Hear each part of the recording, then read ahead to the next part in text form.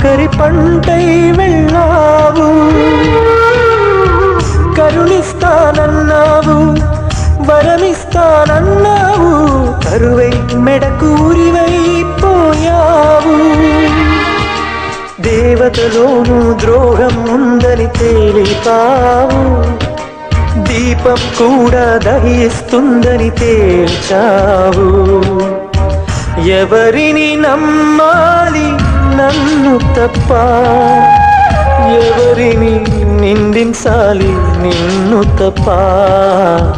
నువ్వంటే ప్రాణమని, నీతోనే లోకమని, నీ తోడే లేకుంటే బ్రతికేది ఎందుకని. ఎవరికి చెప్పుకోను నాకు తప్ప.